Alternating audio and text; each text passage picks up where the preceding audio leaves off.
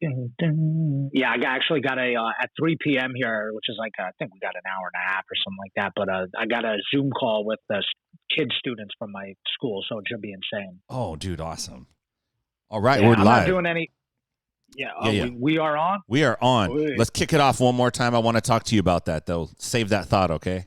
Let's go. Yes, sir. We'd like to present Not Seen Before. I think you want everybody to smoke weed. I do. Hey, this is Royce Gracie, and you're listening to the Inside BJJ podcast. It was a shroom trip. That's racist. I'm not a racist. That's racist. I'm not a racist. This is Kurt Oceaner. This is Inside BJJ podcast. God damn it. Jiu-Jitsu sucks. God damn it.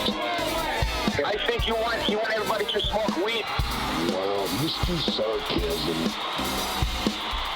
This is Nacho Laranja, and you're listening to the Inside BJJ podcast.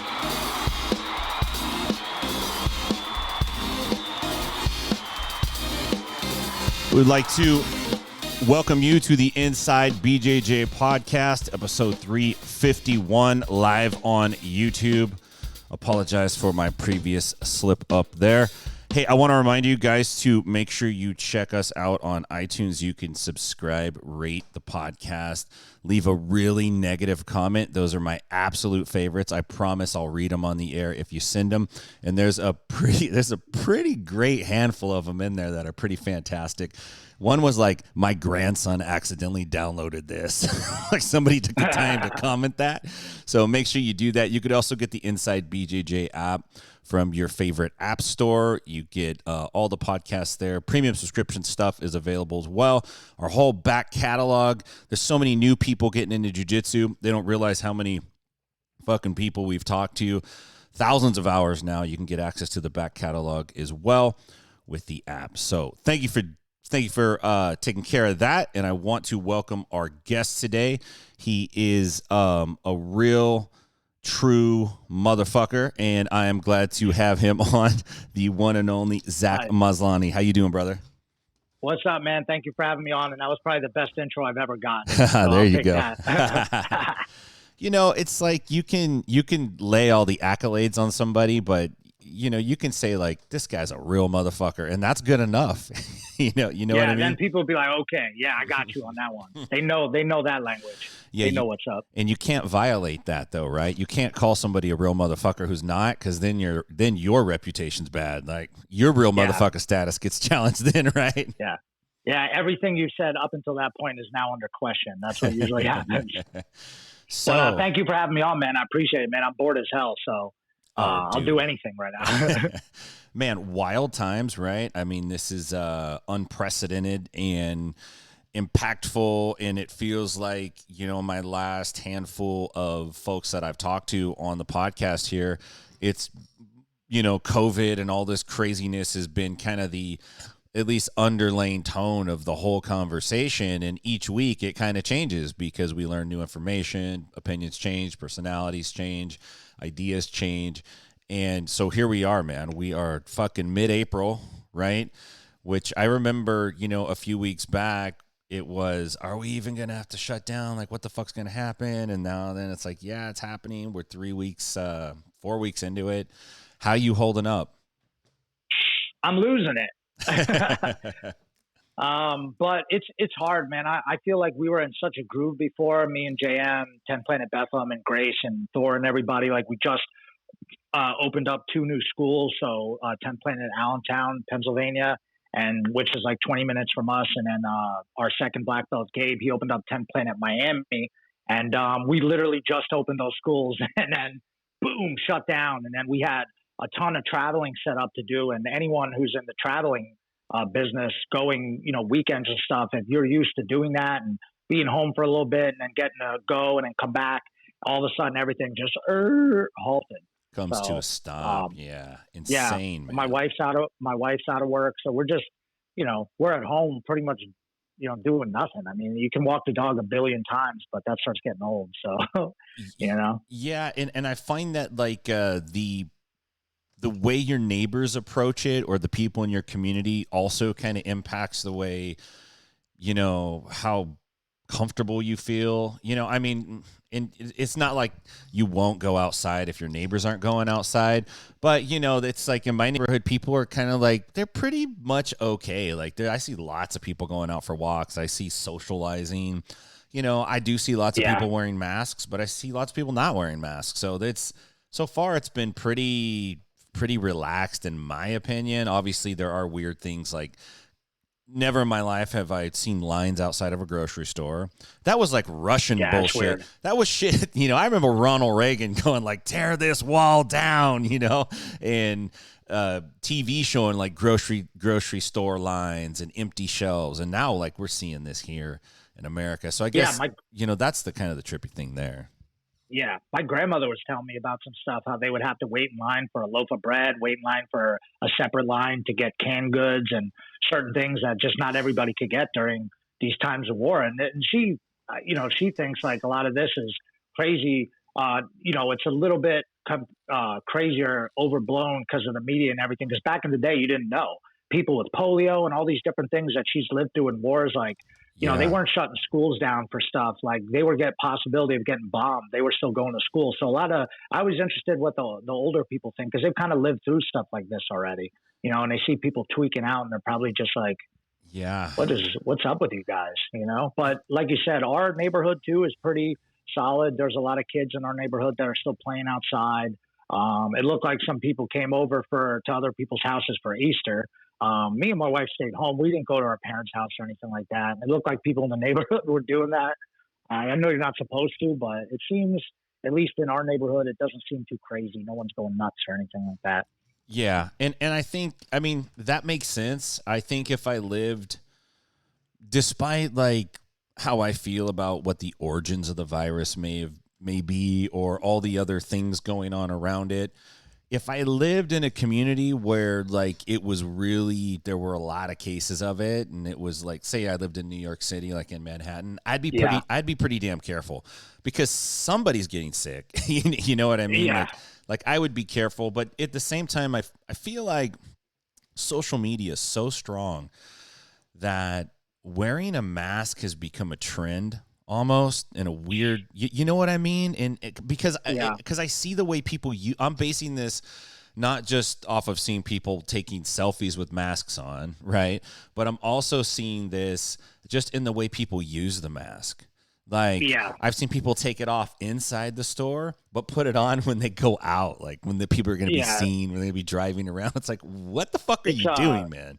Yeah, it's called, I was reading about it. It's called virtue signaling, you know? That's like a real good term to define that, because people do that with anything. They just wait for something to come up, and they just want to jump all over and be like, look what I'm doing. I'm out here for the, you know, I don't want people to get sick, and this is why, and that's not really why they're doing it. That's what kind of makes me mad. It's like when people do that stuff all the time. I try to, like, you know, separate myself from it, because it makes you mad.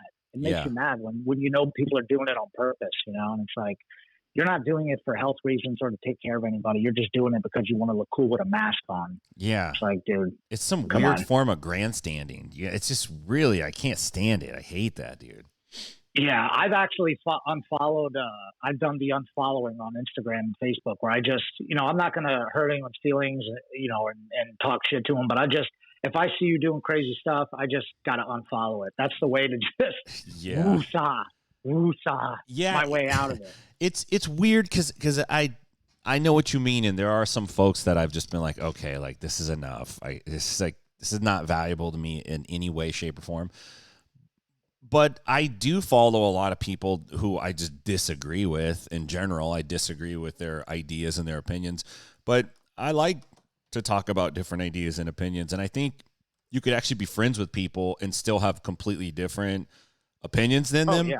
Unfortunately, we're kind of losing that now. It feels like, hey, you know, I need to know how you feel about COVID, which is really undercover for saying, how do you feel about Donald Trump, right? That's essentially like what the whole goddamn thing is like matriculating back up to. It's like, do you support the president or do you not? And it's like, you motherfuckers, like, this is what we're doing now, right? This is what we're going to do. Like, this is ridiculous. We live in ridiculous it's like creating times. teams.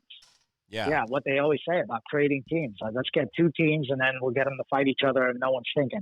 And that's why I get so upset that I'm like out of work and I can't do my thing, because I don't usually get wrapped up in shit like this, because usually I'm so busy doing my thing and I'm training and I'm worried about the people and then I'm traveling. And then every now and then I would be like, look at the news and be like, wow, they've lost it. But then now I'm like engulfed in the news because it has to do with my whole life. Like, I can't go back to work. I got to wait for the governor. What's the president saying? Because I don't want to totally check out and be ignorant to it. Right.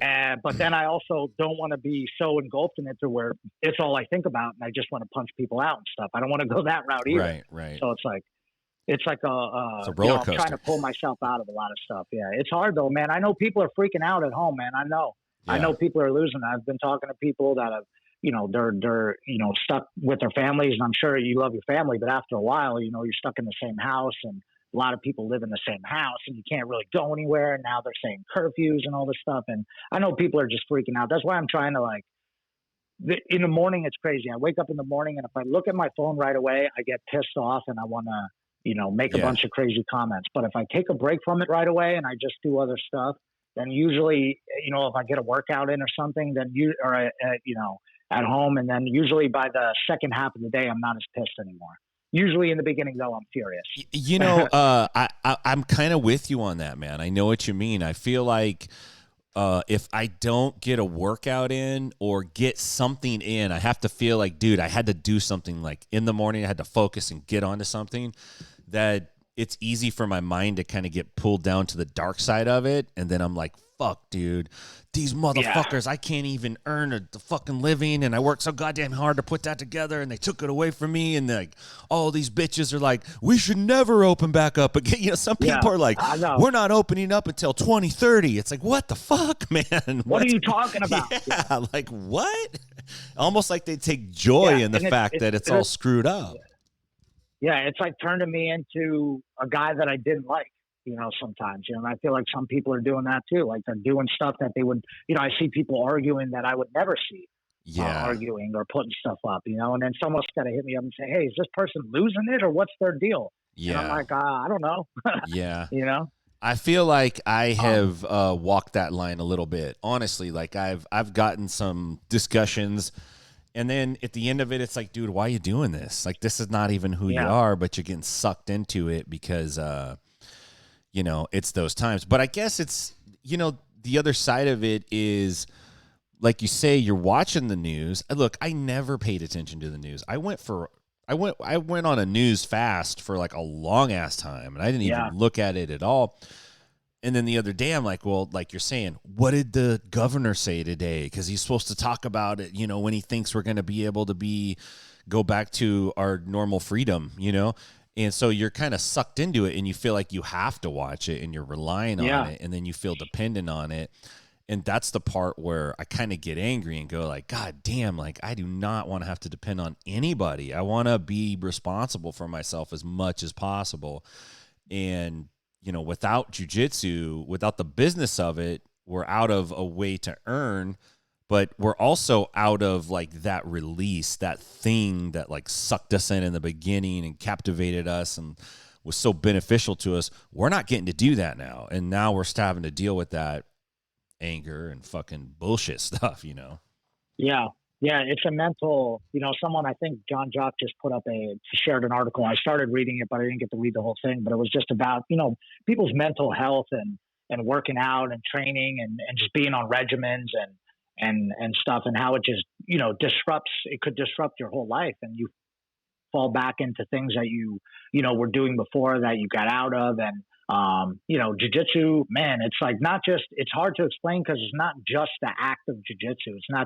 It's the whole everything. It's getting your stuff. It's getting to the dojo, seeing everybody that's there. So, slapping 5, rolling a little bit, working on stuff. You got this guy working on that. You got these guys are training for an MMA fight.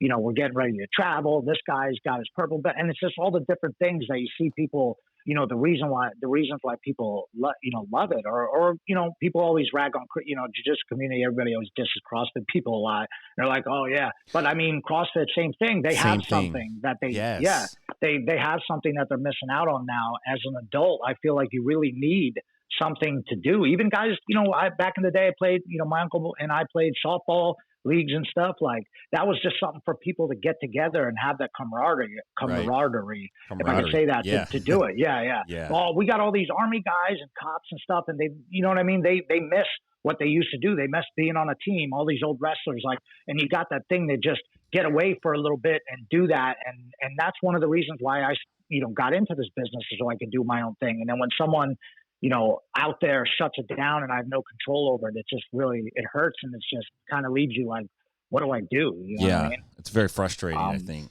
Yeah. And so I end up getting in arguments with people online. It's like, because you're bored. I'm I'm arguing out of boredom. Like how fucking pathetic and odd is that at the same time, Yeah. I know, and some people are just trolling too because they got nothing better to do, and it's like Facebook's turning into a wasteland, and then Instagram is, this is the same deal. Yeah, this is a keyboard warrior's wet dream. We're talking. People have been doing this for the last decade. They've been doing this every day, fucking around on the internet, arguing, and now they got a whole influx of just like inexperienced noob internet warrior keyboard guys to shred, they're just going at Gordon, it. Bro. Gordon Ryan, I follow him and Gary Tonin, them, like, even though I'm 10 Planet guy, like I still like Gary and Gordon. They're, you could say what you want about them and what they do, but they've always been cool to me here on the East Coast. Dude, me too. They are kings of blasting people online, and they're just constantly, I don't know how, next time I see those guys, I'm going to ask them how they have the time. How do they do all that training, still have a life? And he can just be mutilating people nonstop. And I'm just like, he commented on one of my things the other day. I put up the media was a joke, and Gordon Ryan commented like, I don't know how anyone watches it, idiots. I'm like, damn. I was like, he must have a lot of time now. Yeah. I can't keep up with it. I do get mad, but then a lot of times I go back and I delete posts and stuff like that because I'm an idiot. And I'm like, I shouldn't have said that. I should just go back to what I'm normally doing. So that is a thing I think everybody's dealing with. But I am doing other things to try to keep busy too. I'm trying to, that's why I thank you for having me on the podcast, man. That's huge. And then other people can hear me, talk, and we just keep everybody involved somehow yet, It's important, man. And I'm finding out that the connection, like you're saying, the connection with the students that they have with you, that they have with each other is really the biggest thing that's missing. Like we think it's the jiu-jitsu, like I want to strangle somebody, I want to do this, and yeah, that is, but really it's that connection with those people because I get them up on the Zoom. We run Zoom sessions and we do them with the kids too. Nice. Like we do 3 Zoom classes, and with I'm like dressing up for those and doing puppet shows and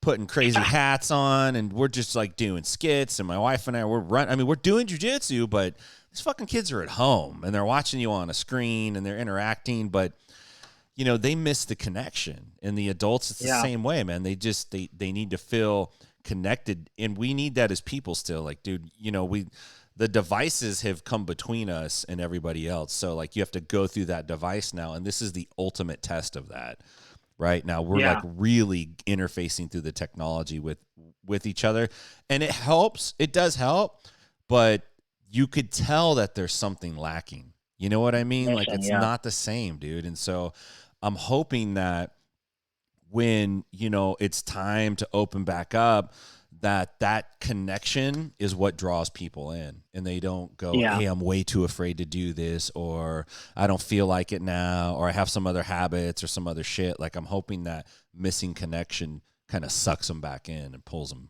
And I'm really hoping that it turns into the economy comes back, and also people realize like, hey, this is a virus that affects your immune system, if you have a weak immune system. So people are going to start doing things to try to strengthen your immune system, eat healthier, like my wife is always talking about, strength and conditioning, like working your body out, like trying to stay strong so you have a healthy immune system, coming to jiu-jitsu, going to kickboxing, going to CrossFit, doing some type of, workout. Because there's a lot of the people, it's funny, you go to the store and a lot of people you see that are definitely afraid of getting sick are people who are overweight and out of shape on one of those riding carts with a mask on. I'm like, you screwed up a long time ago, man. You shouldn't be out here.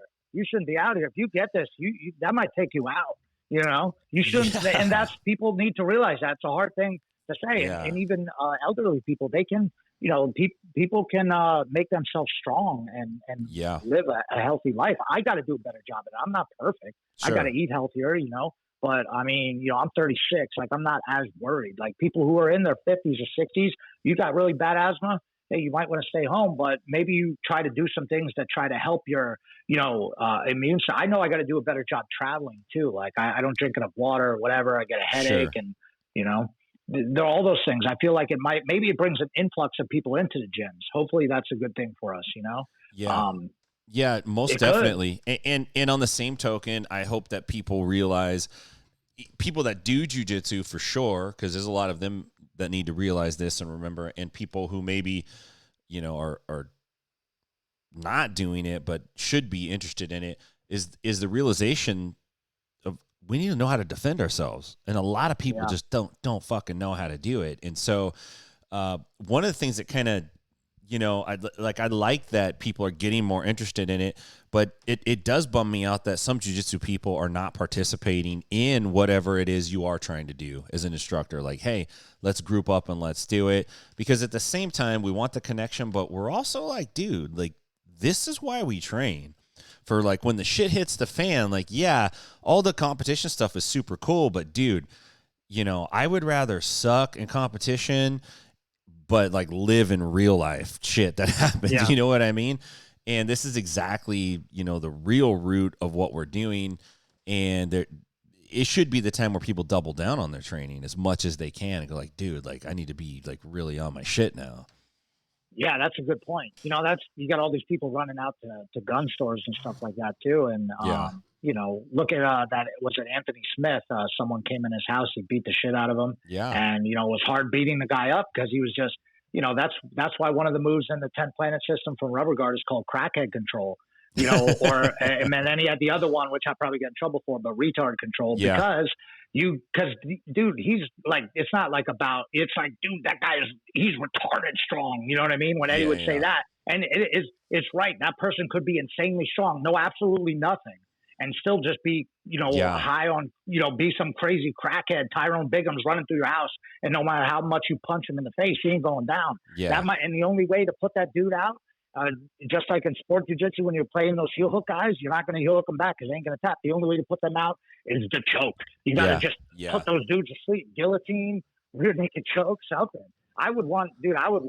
You know, I would want to know how to choke someone out. If it was like, you know, people are running in house, they're running in his house.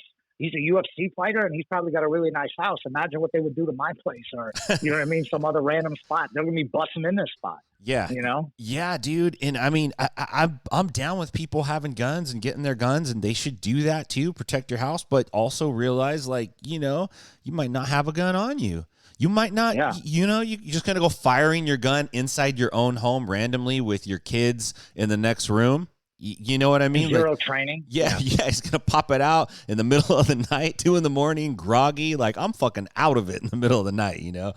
So, knowing how to defend yourself is super important, man.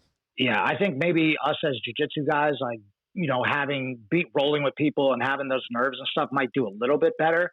You know, if I had to, like, pull a weapon on somebody, but for the most part, like, most people have never competed in anything or even felt the rush of getting in a fight. Imagine if you hear the door smash.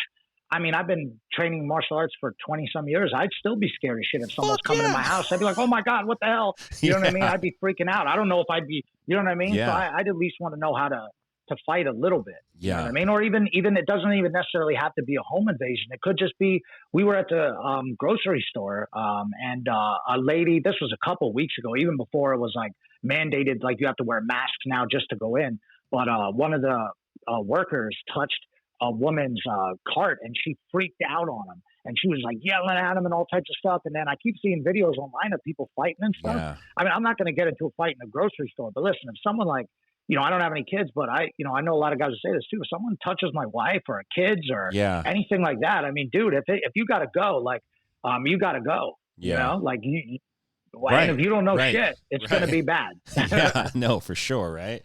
Yeah, absolutely. But it is a good time. Like Casey Halstead was on a couple weeks back, and he was talking Yep, about I listened to that one. yeah, how you could just use this time to make those kinds of improvements. And I feel like even though I have spent some time on, the message boards arguing or discussing, right? Not being an ass, but just asking questions. I have spent also a lot of time like fixing shit, like building Yeah. things and correcting things and just cleaning out stuff that's just been sitting around for a while. So that part has felt really good. And I'm actually like, dang, I should have did this a long time ago. Almost had a little reality check in that sense. Like, dude, maybe we were too busy. Like maybe this is too slow, but maybe we were running too fast, dude. And like our quality of life could have been better if we would have just let off a little bit. You know what I'm saying?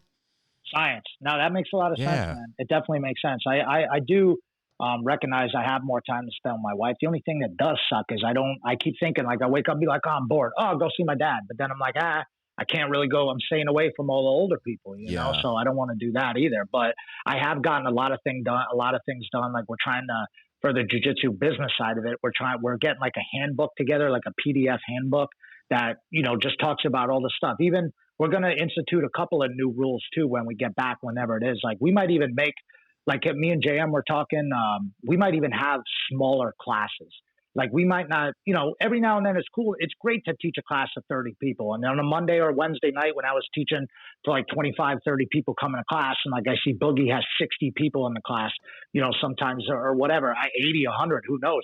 That's dope. But I don't know if everybody's getting as good as they can. I can't really get to everybody. So what if when we do come back, maybe, kickboxing can stay the same, but what if in jiu-jitsu class, we only make classes like, okay, if you're this belt, white and blue, and they used to do this back in the day in karate, they would be like, okay, if you're this belt, because you're going to work on certain forms, and you're under this weight, you show up at this time. And if you're under this weight, and we might have to just work that in to keep the classes a little bit smaller, to appease the CDC or whatever.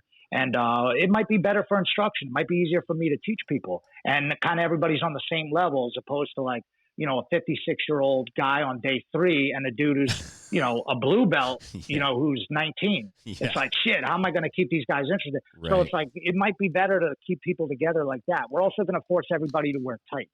So like, people's legs and, you like, we have a lot of women who train. And when I teach the kids, even my instructors, like, dude, I know you've been working on your quads. You got high ass shorts. Wear that in the competition or in like advanced class in Rio de Janeiro or something. You know what I mean? But right now, I want tights on everybody when you're teaching and when you're training. We're going to mop the mat in between every class. I have defense soap shit all over the place. So, I mean, we've already been doing stuff like that, but it has made us think like, okay, we can get even better now.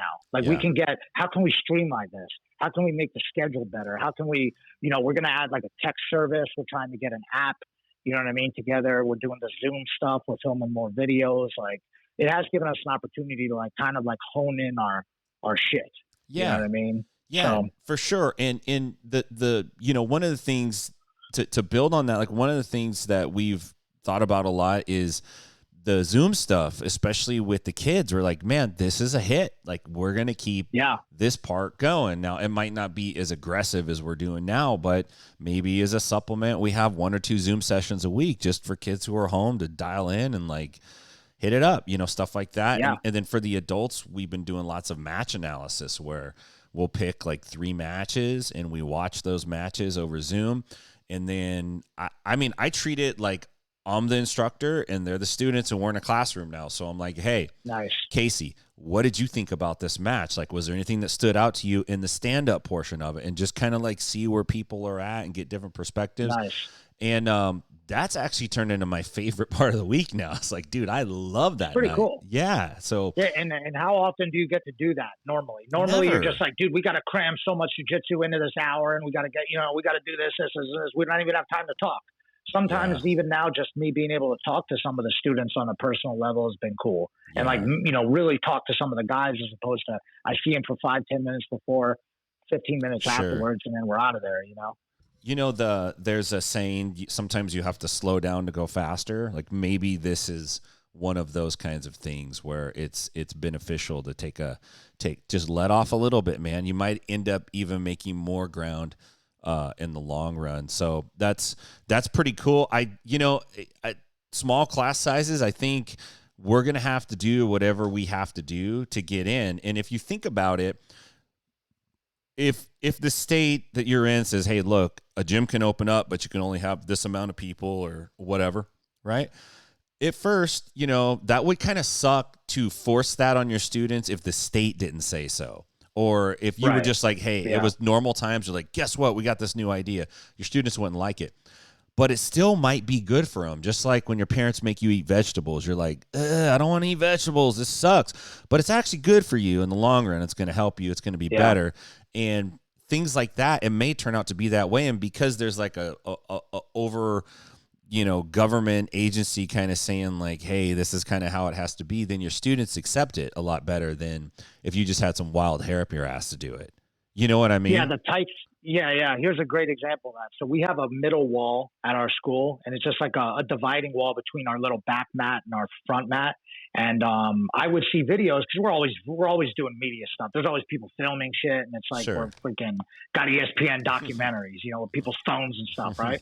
But I noticed that on the center wall there would be, when someone would take a picture, it'd be like a real build picture, but in the back the wall would just be littered with people's phones and coffee mugs and water bottles, and then everybody would just bounce at night, and all that shit would be left there. Yeah. There'd be like bottles and stuff, and I'd have to throw away all this plastic. So I just made a rule out of nowhere. I was like, hey guys, I put up a sign, and obviously I talked to JM about it, and he didn't care, but he wanted, he's like, yeah, it looks like shit back there. And I'd be like, look, there's no more gear laid on here. There's no more. It's to make the place look nice. Let's get all this shit out of here. No more water bottles on here. And guys, some people just don't like change no matter what. Yeah. And some people were like, what? Like there were guys that have been training with me forever that were like, you gotta be kidding me, dude. Where are we going to put a water bottle? I'm like, what the fuck are you talking about, man? Just put it on your bag. Where are your shoes at? They were mad about that for like a week. Like they were pissed. Right. But then after a week went by or two, people just got used to it. And then all of a sudden it was, but it's better for the school. It's not like I'm saying, hey, you guys can't drink water. Like this is like, Nazi Germany. It's like, dude, you just pull your water bottle with your stuff so the place looks clean, man. It looks like shit. And I'm sick of throwing away everybody's stuff. We're destroying the environment. Yeah. And they're just like, And then it was like, they were ready to protest, and then it leveled off. Yeah, it's pretty astounding. And those are the kinds of things you have to deal with when you're the owner instructor. Like you got to deal with that kind of chicken shit. And you're like, dude, I'm just trying to make it look better when we take photos. It's not a bunch of ghetto ass bottles hanging all over the place. What is that about? Yeah, man. That was a good one. I'm trying to think what else there was other ones, but like the tights, like I've got a little pushback on that, but most of the people are like, but now that they know that, hey, listen, like, we'd have guys come in, have huge ringworm on their knee, or whatever. And I'd be like, guys, listen. And, we're usually not nice about it because we're mad because our livelihood, like, dude, you didn't see that? Get out of here. Yeah. But wearing tights will just cut down on it. Like if I ever go to a school that I'm not used to going to, I wear long sleeves and tights anyways. Yeah. You know what I mean? So I'm not sure why people would want to be against that, but I understand. Yeah, I don't. People got like, there's a certain amount. I got cool tattoos on my legs. Yeah, right. Yeah, right. Exactly. Right.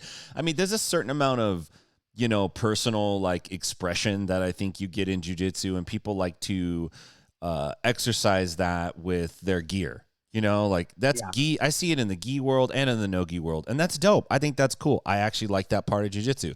I'm not like a jiu-jitsu fashionista. I just want to be good at grappling, so I don't really give a fuck. But I like to wear tights in long sleeves because I'm a sweaty, like I'm like fat Elvis, dude. Like I am in a full sweat. I'm sweating on the way to the academy. I'm that guy, dude. So like, as a courtesy to my students, I'd like, and in the summer I'll change out my gear halfway through rolling. Sometimes like, dude, I gotta go change. Like this is ridiculous. But I don't think there's anything wrong, especially the reasoning why you're doing it. Now, I have seen students get pissed when schools go, hey, guess what? New uniform policy. You got to buy our gi or our gear and our rash guards and our spats. Otherwise, you can't come. Oh, and by the way, it's $300 and you have to buy one set a year or some shit like that. And you're like, come on. Like, I get that part. That part pisses me off. But for health reasons, you can't put some spats on. Like, get the fuck out of here. Yeah, I'm not even telling you. You don't even have to have, Fuji tights. You can just get some ones like Nike ones or whatever from Dick's Sporting Goods, and that'll last you a little bit. Yeah. Now it's better. We always say this, me and Jeremy always say this, like when the kids come and the parents drop the kids off and they got like a raggedy t-shirt on and a pair of shorts with a bunch of zippers. And I don't care. I end up giving them free gear. Like if a kid keeps showing up in that, I'm like, here's shorts and a rash guard. But then they take it home and lose it. And I'm like, guys, listen, you need to tell your parents, I know it's not your fault because you're 7 years old, but you need to listen to what I'm saying now. You need to tell your parents, hey, mom, dad, would I go to baseball and not have show up and be like, oh, I don't have a glove or a bat? They'd be like, hey, dude, tell your parents to buy that shit or get your grandma or something to help you out. I usually just give them the gear, but that's all. It doesn't even have to be our stuff. I just want them to wear the correct, that's not too hard to ask. And that's just going to help with cleanliness and keep it.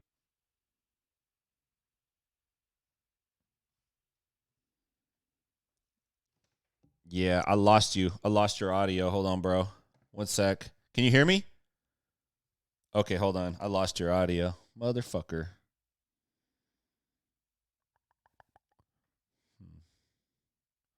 Apologize, ladies and gentlemen. I'm going to square this back up. Just 1 second.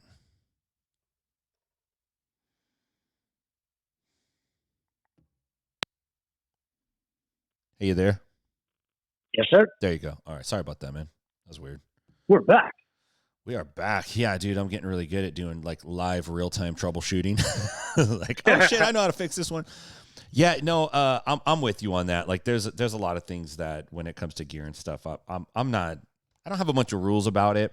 Although like I strongly encourage people when they come to the gym to wear shorts over their spats. I'm not a big fan of just like dudes who wear tights and like, it's not a sausage party, yo. Like, like nobody wants to see that shit. Like cover it up. Just throw a little pair of shorts on, do us a favor. Especially when you got women in class and you have kids. Like I'm training with my kids all the time. Yeah. And, I'm not a weirdo, but honestly, that's one of the ways that me and JM and everybody got Grace so good and we get our kids pretty good is we train with them.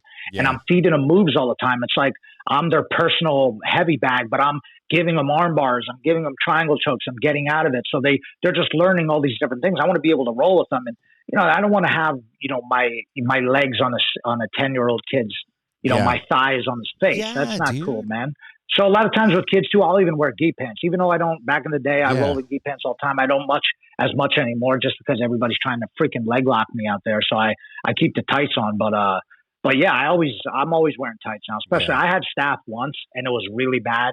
And, I never want to get that shit again. I think I got it from LA Fitness and, but that's a whole nother freaking podcast, dude, on me blasting LA Fitness. But yeah, I mean, I don't want to get anything. I've had ringworm before, but like I'm pretty good with the immune system, so I usually knock that shit out right away.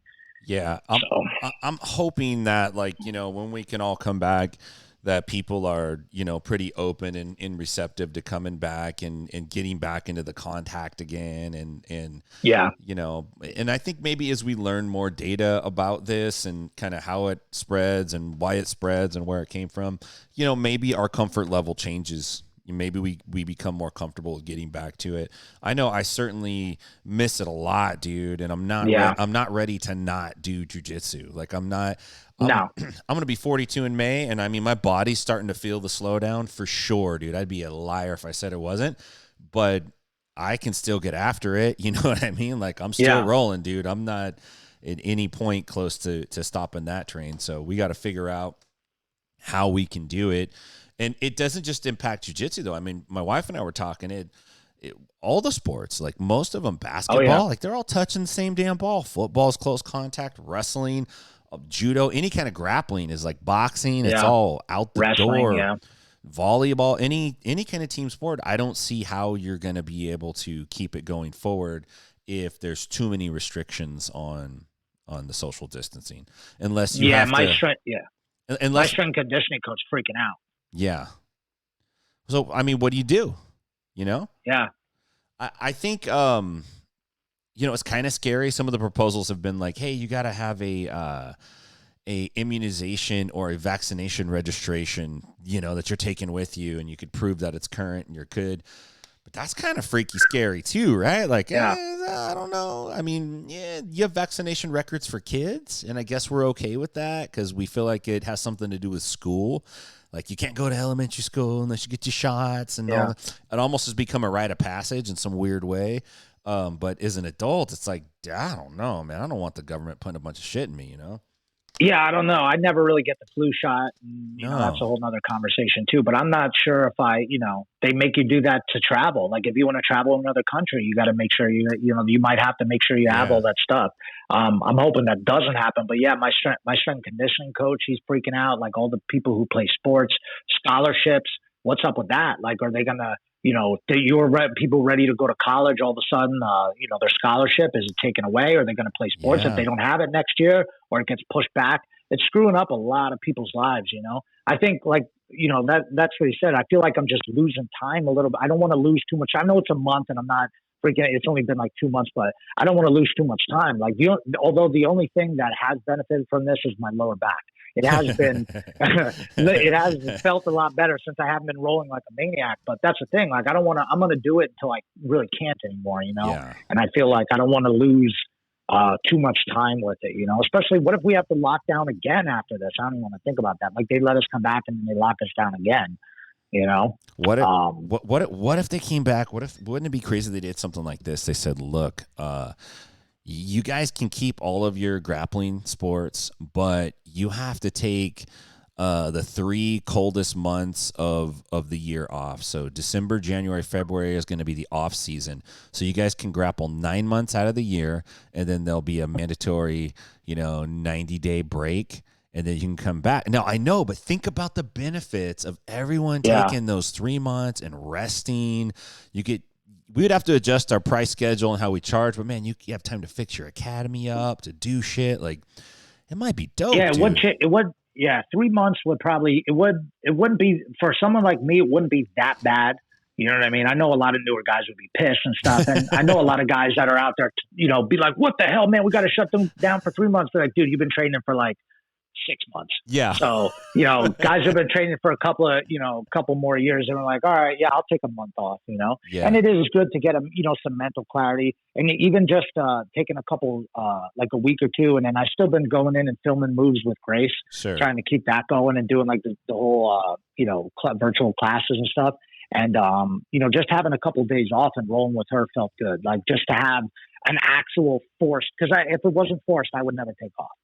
So since it was forced, I did take off, and yeah, there will be positives too. And like you said, you could just we've had so many people. We wanted to shut down everybody's payment for this month, and we've had the majority of our people be like, "Nah, just charge me. We want the school open when we come back." Yeah, so there is a lot of positive. There have been a lot of crazy people out there, but we have some of the best students, man. Shout out to Finishers, everybody over at Finishers MMA, 10 Planet Bethlehem.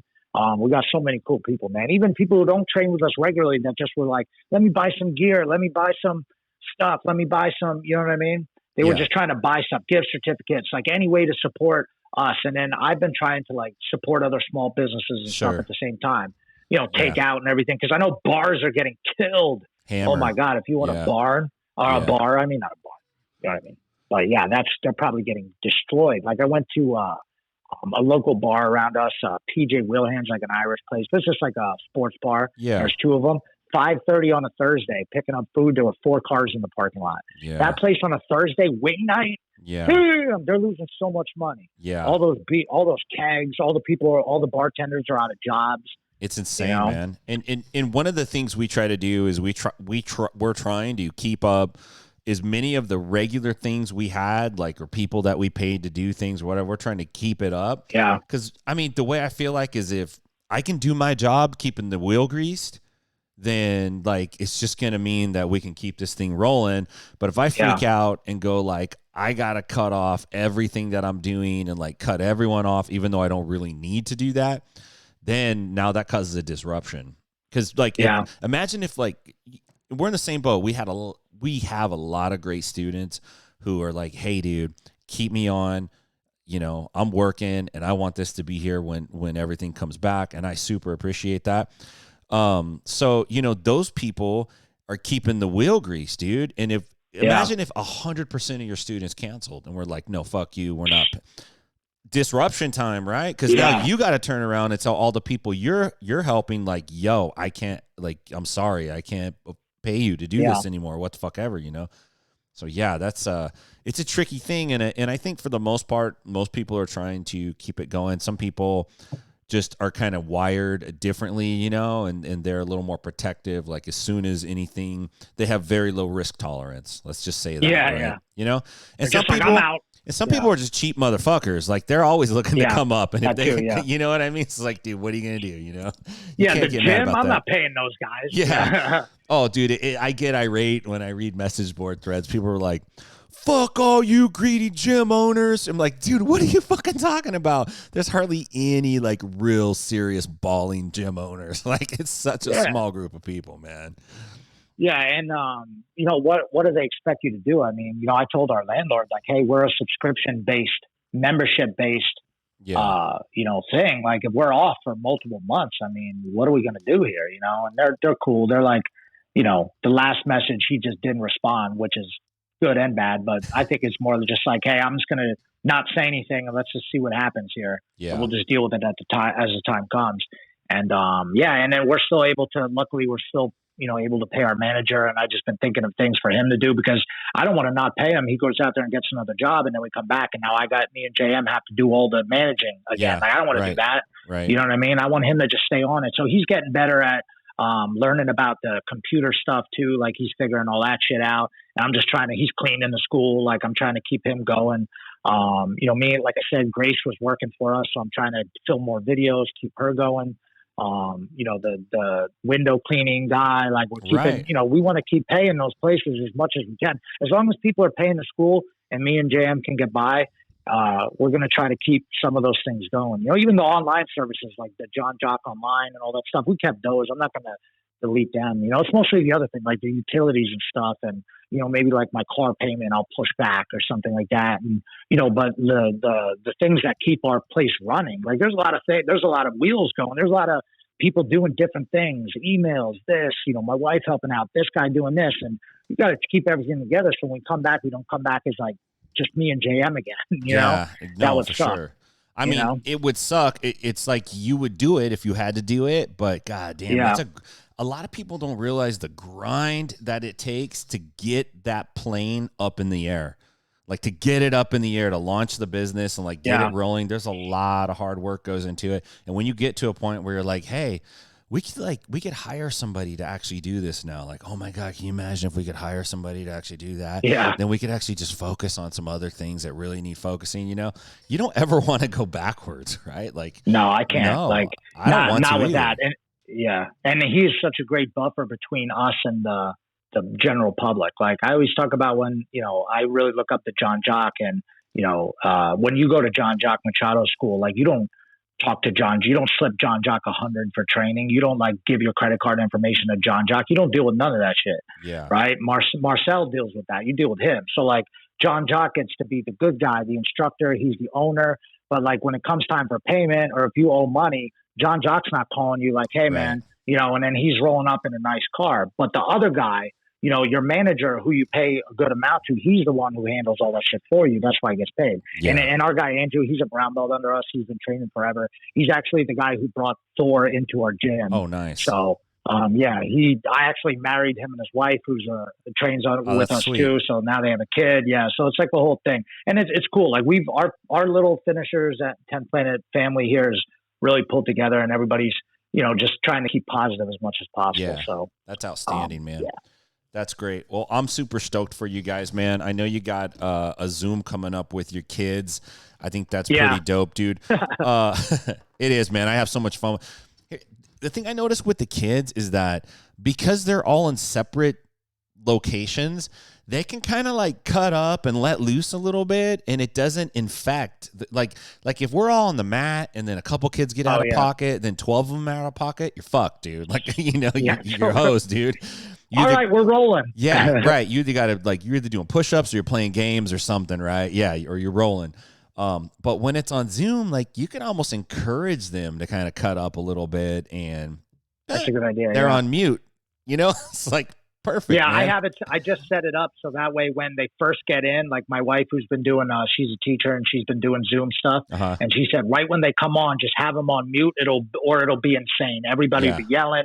You can so right when they get into the thing, they're going to be on mute, and then I could just tell everybody what's up. And I'm just going to go. We're not even going to do class. I'm just going to Yeah. go around and just tell everybody, say hi, and then I'll make them do some push-ups, and we'll be out. I just want to see everybody. You know what I mean? It seems Yeah. corny, but I really miss these kids, man. I've been working. Some of the Dude. kids have been coming in 3-4 times a week. They've been crushing tournaments, and the parents are like, it's so cool for me because the parents are like, oh, you're such a good influence on them. We love having you. You know what I mean? All this stuff, and it's like, I really do like working with the kids, and then just when you can't, they miss me too. They're like, hey, how's coach doing? Where's that? You know what I mean? It's like, it's been so cool that we just created this shit out of nothing and get to work with these people. And so that's been hard. That's why I'm trying to do these things, to just get on there and just say what's up to them. You know what I mean? Because they're freaking out at home too. Sure. Parents are like, I wish we could take them to jiu-jitsu. Dude, The parents are going to really, really appreciate what you're doing. I'm telling you, we get a lot of good comments from the parents who are like, dude, my kids are home all day. Like, they're home all day with their siblings. Yeah. So we got the siblings jumping in on some of we tell them like, hey, you don't have to be a student to do this. Like, just join in and do it with us. If you got kids at home, like, they're doing nothing. Like, it doesn't hurt me any extra to have another Zoom window up with somebody jumping in. So yeah, that's awesome, dude. I think it's a great idea, man. Thanks, man. Yeah, you guys are killing it out there too, man. Thanks again for having me on. Like I said, the more I can do to try to like just keep getting out there and just keeping, but even just the content, like people have thanked me a lot, for just like trying to put anything out there, even the podcast. Like, I listen to you guys all the time just because, it keeps me going. It keeps me like, oh, there's other guys going through what I'm going through too, like listen to Casey and Jeremiah and all the guys in BMAC, all the people you have on, it's just like, because they're guys like me. And if you're a jiu-jitsu owner, you should be listening to this, man. That's very important. Yeah, no, I feel you. It's very therapeutic right now. I'll tell you that for sure. Like, I'm not even looking at it in terms of like, oh, I want this to be entertainment. I'm looking at it for me like, dude, I need to talk to these guys and pick their brains. I'm asking everybody almost always the same questions because like, I want to know what people think. I want to know what you guys are feeling, and I want to use that to check me. Like, is my mind right? Am I thinking the right thing, or am I like getting out there because I'm going to the dark side? I don't want to go to the dark side, man. I live in Stockton. I can't go to the dark side. It's going to be bad, Zach. No. Hey, man, thank you so much, brother. I really appreciate it. I apologize for the technical difficulties. I'm getting them squared away. I'm a black belt, but not in podcasting. So we'll get there. But hey, dude, you're high. There's levels to this shit, man. You guys are killing it. The fact that we're on here right now is more than what I can do. I'm lucky I turned this shit on. High level. All right, brother. Have a good one, Thank you, man. Thanks again. Thank you. Peace, brother. All right, bye. Ladies and gentlemen, that was Zach Maslany. He's a really, really, really cool dude. I was glad to have him on. I am sorry for the technical difficulties. I don't know what to tell you, man. I got some new software, and it's pretty dope, but the program, I'm using Reflector on my phone to get it reflected onto my computer so you all can see it. But it acts weird when you get the Bluetooth involved, and it's kind of like, some fuckery going on. So it's not working as well as I would like it to. So I got to get some new programs going, make that work. So, hey, before we jump off, I just want to go through a couple things that on the news here that I thought was interesting. Got to talk about the news, but no, seriously, like, I'm not against people wearing masks. I'm just against people grandstanding with the mask on. Like, it's the reason why you're wearing the mask. I feel like if you're wearing the mask just because you want to be wearing the mask because your favorite movie star wears a mask on Instagram, then I should be able to take your mask off. I should be able to go like, hey, call you out on it. I should be able to go, why do you have a mask on? And if you can't give me like a straight up, quick, legitimate answer, I get to pull the mask off. No mask for you. Tired of that crap, man. It just irritates me. And then the other thing is like the people who want this thing to last forever for political reasons. Like, come on, are you kidding me? Like, really? This is the route we're gonna go now? Like, goddamn. Fuck, dude. Business loans. As a small business owner, I wanted to throw this out there, man. I was reading an article today on Politico. Let me pull that up real quick. And it was get that up for you. Anyway, the article was about the small business loan resources, and dude, yeah, it would be awesome. So there's just read an article that small business rescue funds depleted with Congress deadlocked, which basically the most of the business loans are gone for that, like payroll protection program, all that shit. Most of it's already gone, which is crazy, right? And you could only get a certain amount, which is also kind of screwy. I mean, I get it, but if you take an example like someone like me who really wasn't even drawing a full salary from the business until I was able to just make a complete jump over to it, somewhere halfway through last year, they're looking at me going like, no, we got to take what you paid yourself and multiply it out across the whole year, even though there were 6 months where you didn't pay yourself. So then that really takes what you could get and it shrinks it way down. They're like, oh, here's some good pittance. And then in the end you realize like, oh yeah, that's right. You can't depend on anybody to help you. You have to, as much as you can, be independent and depend on yourself. And that's really the most valuable thing I think that any of us can learn in this situation is that you see how the DMV works. There's maybe I've said this before. There's a DMV, Department of Motor Vehicles, in every major city in this country. And, it's pretty much an anonymous decision that if you asked 100 people, probably 99 of those people would be like, I hate the DMV. I hate going to the DMV. I hate doing anything with the DMV. If I hate the people of the DMV, I hate the other customers at the DMV. I hate the way the DMV is decorated. I hate their interior. I hate the paint job on the outside. I don't like the way they do their gardens. I don't like the way their fence work looks, the ironwork. I don't like their easements. I don't like anything about the DMV. In fact, I've never been to a goddamn DMV that I liked. None of them. I hate the DMV. Everybody that I know who is not completely out of their mind hates the DMV. Well, can you imagine? That's, pretty big government-ran agency. It's every state's got one. This is what it's like when the state or the federal government does something, when they take care of you, when they institute something. It's crap, dude. It's crap. It sucks. I don't want my life to be like the DMV. So I'm trying to be as independent as I possibly can be. But it's tricky times right now, and it's hard. And there's a lot of people who are in way worse situations, and I feel for those folks, man, because it's no joke. It's no joke unless you've lived it. It's no joke to not know when you're going to get paid again or how you're going to pay your bills. That's no joke. Like, that's some scary times. And so, I would like all this shit to wrap up so those people can get some fucking relief, and the government putting money in their pocket isn't really going to solve the problem long term. And I'm not even saying that I'm against the stimulus or anything like that.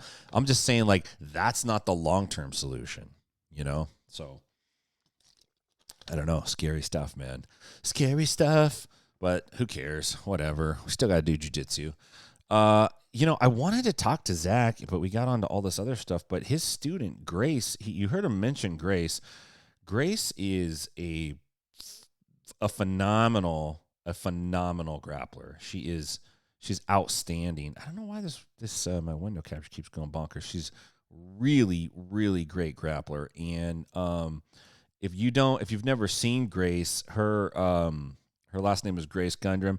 She's she's a silent assassin. She is one of the best young jiu-jitsu players in the world. She's just absolutely fantastic, and these guys are doing a great job with her. And BJJ Heroes just put on an article called Amazing Grace Gundram, The Future of Submission Only. You guys should check that out. She did really, really nice work, and she's a really nice kid. She's super, super chill. I remember staying at the Jiu-Jitsu Hotel, Jiu-Jitsu Club Hotel, which is like a group home. for Jiu-jitsu people. It's like one of those places that says they're a resort, And then you get there, you're like, this is not a resort. This is not a San Diego resort. This is a duplex in Escondido. Kind of like that. It's kind of a jiu-jitsu club like that. Love you, Eric. But I remember staying there, and the Bethlehem guys were staying there. It was JM, and I believe Zach was there, and Grace was there. And, she was staying there. She was competing at EBI. I think this was one of the earlier EBIs, and she was competing. And I just remember everybody was having a great time, and Grace was chilling, playing Nintendo, eating cereal. Just like a regular kid. She was young. She's like 12 years old. And she was such a sweet kid, and it was just really cool to see somebody who was a good person be really good at jiu-jitsu and still be really chill about it. And she's doing really fantastic. So you guys ought to check that out. It's on BJJ Heroes. It's called Amazing Grace Gundram. She really is one to watch. If you haven't checked out any of her stuff, you should check out her stuff online. Dude, another thing I'm ticked about is I'm tired of celebrities, like all the celebrities being the ones that get coronavirus. Like, this is kind of annoying. And I'll tell you why. They already get all the fame and all the accolades and everyone wants to give them attention, and they're addicted to attention, and they always got to have everyone look at them. And Roger Gracie, here he is. He's won like 300 world jiu-jitsu titles. He's choked out everyone in the entire world. Everyone knows who he is. It's not good enough that he's the best jiu-jitsu guy of all time, but he also had to get coronavirus and beat it. Get even more attention, Hodger. Congratulations. We're all looking at you. You couldn't stand for Gordon Ryan to get out there just a little bit, or Keenan just to get a little bit of juice. You had to go and get coronavirus. Now all eyes are on you. You are the greatest. You didn't just defeat us. You also defeated coronavirus. So, Hodger Gracie, my hat's off to you. Nice job. Obviously, I kid a little bit there. But, yeah, I guess he got the virus. And Hodger is a G, man. He said he started feeling symptoms. He recovered about 2 weeks ago. I don't know. Did he start? He felt the symptoms. But it doesn't say the doctors examined him and decided it would be best for him to stay home. But I don't know if he was actually tested for the virus. But dang, that's crazy. Wow. Interesting. Well, I'm glad he's healthy. I'm glad he didn't didn't have worse results, but dang, Hodger, like save some attention for us, all right? Save some love for us. What else do we got going on here? What's cooking? I had a couple other things I wanted to cook up with you guys and talk about, but I can't remember what they were. That happens to you when you get stressed out and you get old. But I guess Dana White was saying he wanted to run some events, and Randy Couture was like, no, I'm against it. And I just kind of thought, Dana and Randy kind of had a falling out at the end there, and I wonder if that has anything to do with it. Dana White is like such a polarizing figure. It's pretty crazy that so many people, have these long-term, like feud style beefs with Dana White. They go back so long, and Randy came out and was like, no, I disagree. It's not a good idea, which I just thought was funny. Like, Randy Couture versus Dana White. What Dana ought to do now, he had to box Tito for real. Like, they had to do it. They had to get an island, and they had to box. I think people would pay to see that. If I was Dana, I would just start putting on all the freak fights now. Like, fuck yeah, I would.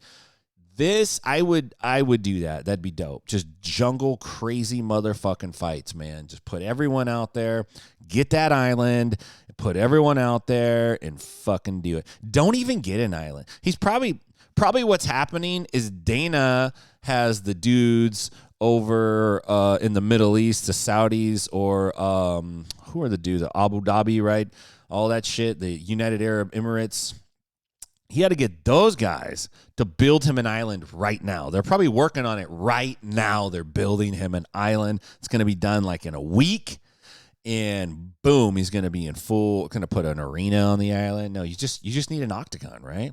You need an octagon. I don't know. It's probably hot as hell. So you got to put a dome on it or cover it up somehow, put it in a little building, get some AC blowing in there, get the cameras all set up. Man, that'd be dope, dude.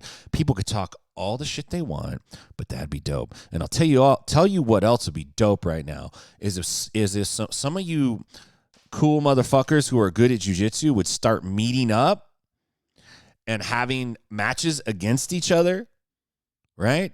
And then send me the video and I'll publish it and we'll have underground jiu-jitsu fights and I'll stream them. I'll put them out on the internet. That would be dope too, right? If you're down for that, tell somebody because that'd be hella cool, right? Then we could have this real underground fight scene going on with the jiu-jitsu world again. Ooh, that'd be good. Maybe we can make them wear masks and it'll be like the masked fighter. You don't know who it is. You're like, I think it's Gordon. He has the same tattoos. Who knows? That'd be cool too. I don't know. I really miss jiu-jitsu. I miss the fights a lot, man. Like I'm jonesing.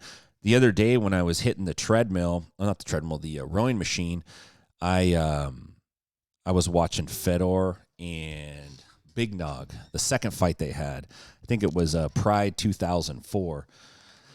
Fedor looks so damn good in that fight. If you haven't watched that fight, if you're an MMA fan, you should go back and watch that fight. Fedor looked amazing in that fight. His strikes were so clean. His head movement was good. And then every time he would throw those strikes, he would finish up with a takedown.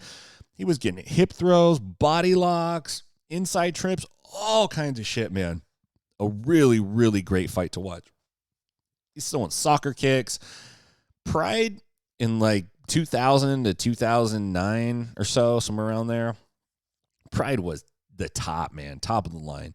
Great fights. You guys ought to check that out if you haven't. I think you can get all that stuff on Fight Pass now too. So anyway, hey, I wanted to make sure we got a chance to chat with Zach. I appreciate you, brother. Thank you for coming on. I appreciate all you guys. I know that I'm ignorant and I don't know that much. And, you know, most of this is all just my opinion anyway. Take it or leave it. So if you don't like it, don't fucking listen. That's just, hey, it works like that because it's America, you stupid dummy. That's how it works. You know what I mean? So if you do like it, thank you. Thank you very much. And if you don't like it, who cares? Listen to something else. And with that, we're out.